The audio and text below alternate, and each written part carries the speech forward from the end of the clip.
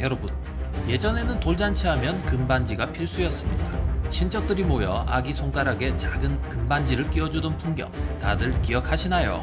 그런데 요즘 돌잔치 가보면 금반지가 거의 없습니다. 이유는 간단합니다. 한돈 돌반지 가격이 60만 원을 훌쩍 넘었기 때문입니다. 10년 전만 해도 30만 원이면 샀던 금반지가 이제는 부담스러운 가격이 된 것입니다. 이 변화는 단순한 선물 문화의 변화가 아니라 금 가격이 역사상 최고 수준으로 올랐다는 증거이기도 합니다. 오늘 영상에서는 금과 은 어디에 투자하는 게 유리한지, 그리고 어떤 방법으로 투자하면 좋을지 깊이 파헤쳐 보겠습니다.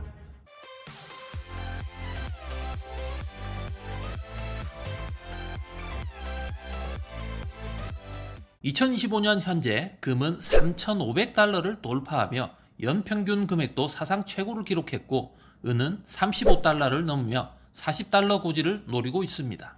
여기서 말하는 달러 가격은 국제 기금속 거래 기준인 트로이온스 약 31.1g 단위입니다. 현재 시황을 먼저 살펴보겠습니다.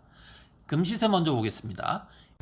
HSBC는 5년 평균 트로이온스 기준 3,215달러를 전망하고 있습니다.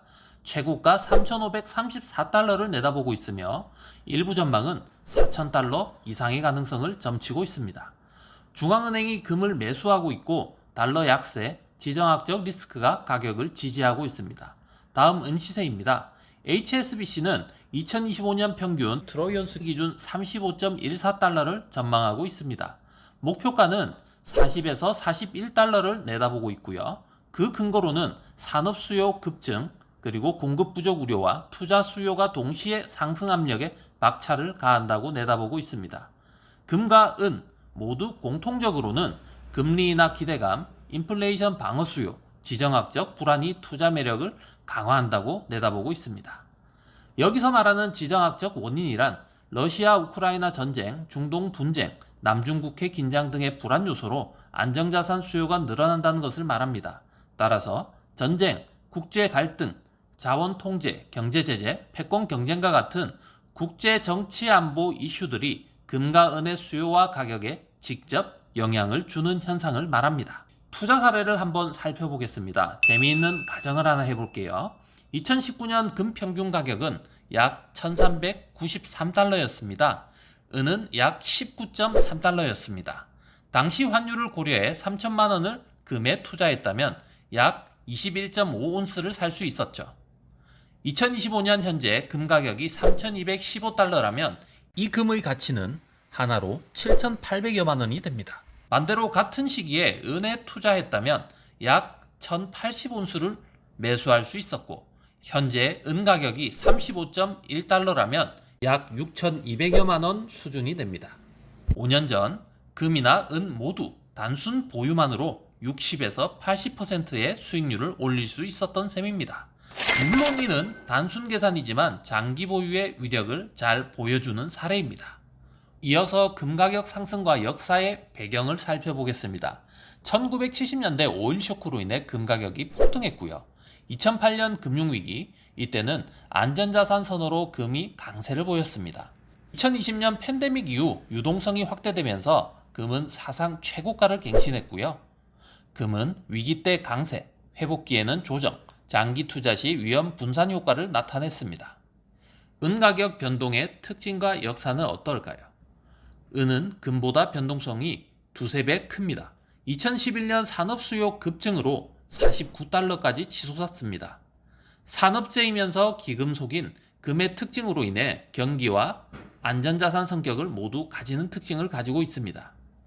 경기 호황 시 금보다 상승폭이 크지만 침체 시에는 낙폭도 크다는 유의점이 있습니다. 이어서 투자 장단점을 살펴보겠습니다. 금의 장점으로는 변동성이 낮고 위기 시 가격 방어력이 높습니다. 중앙은행에서 매수세 역시도 강합니다. 따라서 장기 보유 시 인플레이션 방어가 가능합니다. 단점으로는 고점 부담이 있고요. 단기 조정 가능성을 배제할 수 없습니다. 그리고 다른 자산과 달리 이자나 배당이 없습니다. 이어서 은투자의 장단점을 보겠습니다. 은투자의 장단점을 보면 금 대비 저평가 가능성이 높습니다. 역사적으로는 은이 금보다 상승폭이 높은 때가 많았습니다. 그리고 산업적 수요가 지속적으로 확대되고 있으며 투자 측면에서 변동성이 높아 단기 수익 기회가 많다고 할 수 있겠습니다. 단점으로는 경기 둔화 시 가격의 급락 위험이 있고요. 수익 변동성이 높아 장기 투자는 심리적으로 부담이 가는 자산이라고 할 수 있겠습니다. 투자 방법으로는 실물 투자와 간접 투자 방법이 있습니다. 먼저 실물 투자 방법으로는 금과 은괴를 1g부터 1kg 단위로 구매할 수 있습니다. 이때는 한국조폐공사 금거래소에서 매수할 수 있습니다. 최근 소량의 경우 당근에서 직거래하는 경우도 빈번하다고 합니다. 물론 개인 직거래인 만큼 위험성도 따르겠죠. 실물 투자의 장점으로는 실물로 보유하는 안정감과 만족감, 그리고 위기 시에는 현물로 사용 가능합니다. 단점으로는 보관의 위험이 따르며 구매 시 부가세의 부담이 있습니다. 간접 투자의 방식을 알아보겠습니다. 상장 지수 펀드인 ETF로 투자 가능하며 미국과 한국 금거래소에서 이용 가능합니다. 장점으로는 실물 금, 은 가격과 연동되어 거래되며 주식처럼 매수, 매도할 수 있다는 편의성을 갖추고 있습니다. 무엇보다도 보관, 운송 비용이 없다는 것이 큰 장점이라 할 수 있겠습니다. 이외에도 선물 옵션 투자도 가능하며 소액의 경우 은행이나 증권사에서 그램 단위로 매수 적립하는 방식도 있습니다. 이 경우에는 실물로 인출할 때는 세금과 수수료 부담이 있으므로 투자 시 득과 실을 꼼꼼히 따져 보셔야 합니다. 2025년 투자 시나리오를 만들어 보겠습니다. 보수형, 중립형, 공격형으로 나누어 보수형인 경우 금 70%, 은 30%, 중립형인 경우 금과 은 각각 50%, 공격형인 경우에는 은 60%, 금 40%를 권해드립니다. 실물과 ETF 혼합해서 유동성과 안정성을 동시에 확보하는 방법도 있습니다. 금과 은의 흥미로운 요소와 사례를 조금만 더 이야기해 볼까요?